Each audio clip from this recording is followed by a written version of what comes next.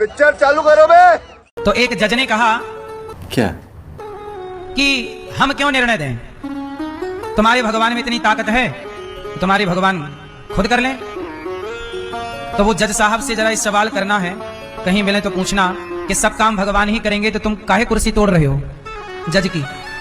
अबे साले, जब माफ करना, तुम्हें जज बनाया गया है इसलिए ना कि तुम न्याय करो, न्याय करना चाहिए। अब आप हिंदू सनातन संस्कृति का अपमान करते हो, क्या बोलते हैं, बोले तुम्हारे भगवान में शक्ति है तो खुद बना ले मंदिर, खुद कर लें। तो वो तो सब कर सकते हैं, वो तो प्रकट होकर रावण को भी मार सकते हैं, हिरण्यकश्यप की छाती भी फाड़ सकते हैं। अब तुम्हें अपनी छाती फड़वानी है तो बताओ। इसलिए सबसे बड़ी बात यह है कि अब सनातन के पक्ष में ये बड़े बड़े जज होके भी देखिए सनातन के विपरीत बात कर रहे हैं। सनातन भारत में रह करके किसी मुसलमान के खिलाफ क्या कोई भी जज ऐसी बयानबाजी बोल सकता था? क्या करूं मैं इसका?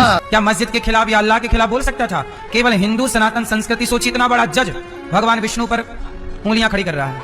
क्यों? क्योंकि हिंदू लोग अपने देवताओं का, अपने भगवान का अपमान सह लेते हैं, बोलते भी नहीं। 1 week later. सुप्रीम कोर्ट में चीफ जस्टिस के सामने एक वकील ने हंगामा किया है। हंगामा करते हुए जस्टिस गवाई के करीब पहुंचा है वकील, और आरोपी वकील ने सीजीआई के सामने जूता निकालने की कोशिश की। वकील ने सनातन का अपमान नहीं सहेगा हिंदुस्तान का नारा भी लगाया। इस वक्त ये बड़ी खबर है।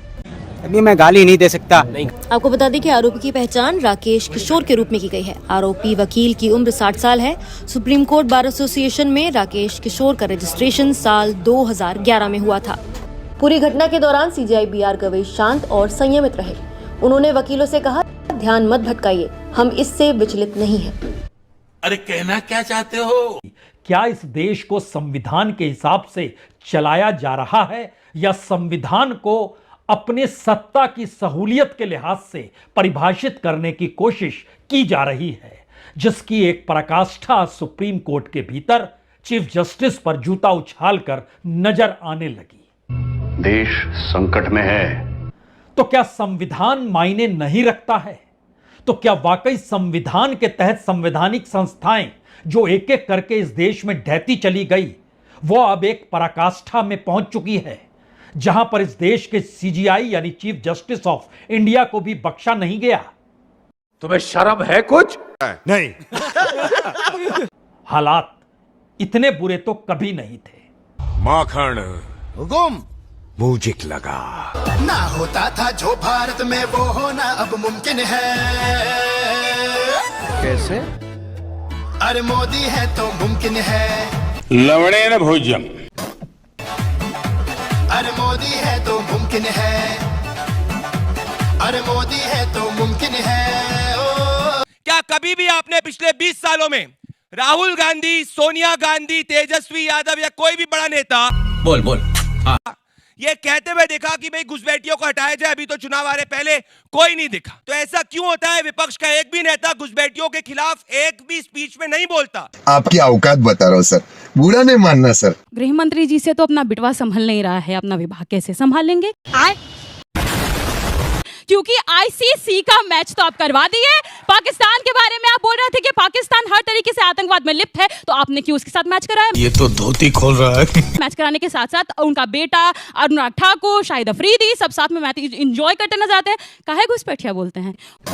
उसके बाद इंपॉर्टेंट, घुसपैठिया हमारे लिए मुद्दा बिल्कुल भी नहीं है, क्योंकि यहाँ जितने लोग बैठे हैं, जिस सबको मैं देख रही हूँ, सब युवा हैं। कोई पकौड़ा नहीं तलना चाहेगा पढ़ाई लिखाई के बाद। मैं इसलिए ये बात करती हूँ क्योंकि 3 करोड़ दलित बिहार में रहते हैं।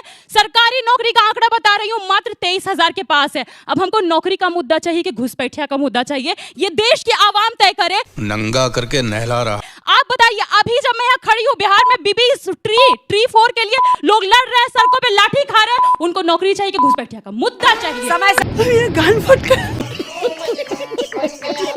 का रेप हुआ था हाथरस के अंदर, तो जब उसका 11-12 बजे के आसपास रेप के बाद उसको मार दिया गया था, तो वहाँ की पुलिस प्रशासन के द्वारा उसको दाह संस्कार कर दिया गया। उसके परिवार को उसकी लाश तक देखने को नहीं मिली। क्या बात कर रहे हैं? और आप लोग कहते हैं कि हमारे देश के अंदर महिलाएं सुरक्षित हैं, लड़की बेटियां सुरक्षित हैं। किस तरीके से सुरक्षित है सर? जवाब दीजिए। Good question, you are a good question. देखिए, अगर एक भी बलात्कार की घटना होती है तो ये हमारे लिए शर्मिंदगी की बात है। राम के पिल्ले। एक पत्रकार अखिलेश यादव से पूछती है रेप क्यों हुआ, तो वो कहते हैं तुम तो सेफ हो। आपकी औकात बता रहा हूँ सर। दुर्भाग्य यह है कि आप दिल्ली के अंदर लगभग 3 रेप पर डे होते हैं। आप हंसते हैं। बेशर्मो शर्म करो शर्म। 3 रेप पर डे। कौन है वो? चाणक्य है दिल्ली का राजा। पुलिस उसी के पास है ना। वो हरियाणा में कौन था? वो एक बाबा 21 बार पैरोल दे दी उसको, 21 बार। ये तो धोती खोल रहा है। राम रहीम को। और ये लोग महिला सुरक्षा की बात करते हैं क्योंकि हरियाणा का चुनाव था। हरियाणा का चुनाव था, राम रहीम के पास वोट थे तो उसको पैरोल दे दो। नंगा करके नहला रहा। जो पैरोल जेलर दे रहा था उसको टिकट दे दो। और ये लोग कहते हैं महिला सुरक्षा की बात करते हैं। कैमरा बंद कर। मैं बहुत साफ सुथरे लफ्जों में कह रहा हूं, जनता ने बिल्कुल साफ तरह से मन बना लिया है। अच्छा, कि इस बार फिर से विकास के लिए और आगे देश प्रदेश को आगे बढ़ाने के लिए जैसे डबल इंजन की सरकार चल रही है उसी तरह से उसको आगे बढ़ाएगी और जनता का आशीर्वाद मिलेगा। अब देख तू, मजा आएगा। अब देख तू। पिछले 20 सालों से नीतीश कुमार जी मुख्यमंत्री हैं और 11 सालों से डबल इंजन की सरकार चल रही है। इसके बावजूद ना बीजेपी प्रवक्ता ने ना स्टेट होम मिनिस्टर जो है उन्होंने एक भी बात ऐसी की कि बिहार के विकास के लिए क्या किया गया है। ये भूल रहे हैं कि ये 2005 का चुनाव नहीं है, ये 2025 का चुनाव है। क्या बात है सर। और 20 सालों का हिसाब बिहार की जनता मांग रही है। लाइक कर दो दोस्तों, लाइक कर दो। आपको नहीं लगता कि अगर मेहनत नहीं करेंगे तो रिजल्ट कहां से आएगा? ओहो, आपकी 99 आई तो आप भी तो मानते हैं ना कि कांग्रेस की काबिलियत थी, कांग्रेस अपना मैसेज पहुंचाने में कामयाब रही, इसलिए उसने 40-50 सीटों का लोकसभा में इजाफा करा। बोल मतलब बीते 2 दशक में कांग्रेस की अच्छी परफॉर्मेंस है 99 सीटों वाली, फिर भी आप ये बात कह रहे हैं कि वोट चोरी हो रही है, वोट चोरी हो रही है, और मेहनत करते नहीं है। तू तो गया बेटे। आपका नाम क्या है व्हाइट शर्ट में? पीयूष।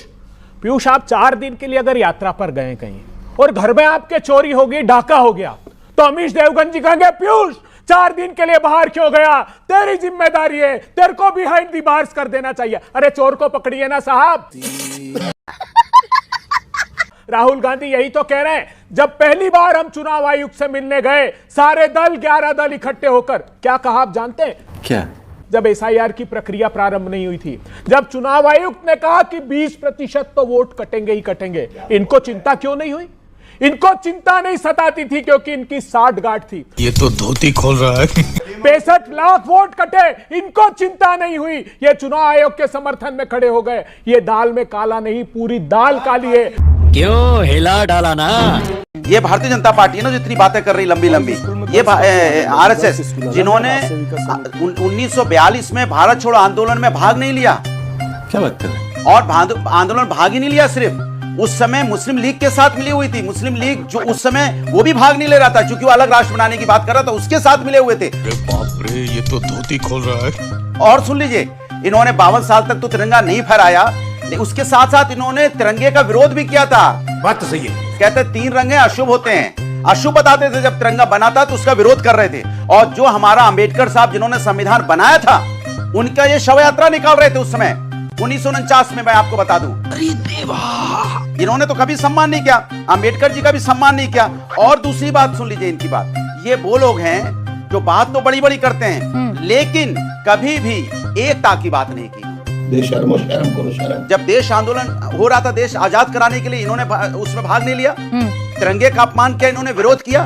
इन्होंने किसी भी समाज के, किसी दलित समाज के, बैकवर्ड समाज के किसी महिला को अपना राष्ट्रीय अध्यक्ष इन्होंने बनाया नहीं, संरक्षक बनाया नहीं। समझ रहे हो? अब सवाल उठता है कि अंबेडकर का विरोध आपके और कहीं दूर मत जाइए। अरुण शौरी जी इनके मंत्री थे 98 से लेकर 2004 तक। उनकी किताब पढ़ लीजिए, उन्होंने अंबेडकर साहब का विरोध किया उस किताब में। बिल्कुल ठीक है। ये उनको मानते ही नहीं थे। कौन है ये लोग? चलिए, ये तो इनकी मंशा पर तो आपके प्रश्न रहते ही हैं कि इनकी मंशा तो कुछ और है। आप ही बता दीजिए, क्या आपने कितनी दलित महिला को राष्ट्रीय अध्यक्ष या संरक्षक बना दिया अपनी पार्टी में? जली ना, तेरी भी जली ना।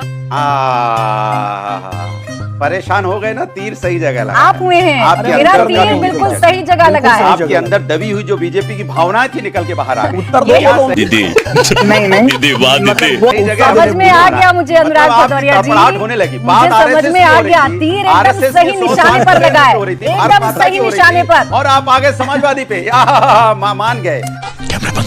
दलाल दलाल दलाल। हिंदू हूँ, मोदी का भक्त नहीं हूँ। ब्राह्मण हूँ, मोदी का भक्त नहीं हूँ। जो मेरे मुद्दे हैं देश के युवा के मुद्दे हैं, महंगाई, बेरोजगारी, शिक्षा, स्वास्थ्य, अच्छा वातावरण, एकता, भाईचारा। क्या बात है सर। लेकिन मोदी जी के मुद्दे क्या हैं? हिंदू मुसलमान भाइयों बहनों, मंदिर मस्जिद, Bharat Pakistan, mangalsutra, veg non veg. अच्छा। देश के प्रधानमंत्री का स्तर तो इतना गिर गया है कि शौचालय के बाहर इनकी तस्वीर लगी है। तौबा तौबा तौबा। लेकिन किसी भी यूनिवर्सिटी और कॉलेज के बाहर इनकी तस्वीर नहीं लगी। सही पकड़े हैं। एक शायरी कहना चाहता हूँ। अभी मजा आएगा ना भिड़ो। मुगलों ने लूटा तो ताजमहल बना दिया, मुगलों ने लूटा तो ताजमहल बना दिया, अंग्रेजों ने लूटा तो रेलवे बिछा दिया, मोदी ने लूटा तो शौचालय बना दिया। अच्छा बात नहीं है। और पूरी भाजपा ने लूटा तो हमें भिखारी बना दिया। अरे बस कर, लाएगा क्या? 1 लाख का जो बॉन्ड बना था, कांग्रेस सभी सबको बांटा था, तो वो पैसा किसी को अभी तक मिल नहीं रहा है। तो रुको जरा। अरे तब ना देखो ऐसा ऐसा झूठ क्या बोलेंगे। 1 लाख कब मिलेगा? जब जीत जाएगा, हार जाएगा 1 लाख देगा। इनको ना बोलेंगे, इनको गोबर खाने वाला ना बोलेंगे। अभी मजा आएगा दोस्त। 1 लाख वोट मांग रहा है, इसको गोबर खाने वाला ना बोलेंगे, इसी को ना गोबर खाने वाला बोलेंगे। जाती है तो 500 में बिक जाती है। चप्पल उठा के मार के दिखा दो जी, है पावर, है पावर, पावर है। क्यों बोली आज भाई, क्यों बोली? अभी पता चल जाएगा। ये गलत बात है। तभी तो बोला क्या बोले? मेरी पार्टी को सपोर्ट नहीं करते। कहाँ से देगा? 1 लाख जीतने के बाद बॉन्ड हुआ था। बात तो सही है। इनके मौसा लगते होंगे, इसीलिए 1 लाख रुपए लोग को बांट दिया गया है। कुछ भी बोलता है, दिमाग का है ना, गोबर खाने वाले लोग का दिमाग होता ही नहीं। बड़े खतरनाक लोग हैं।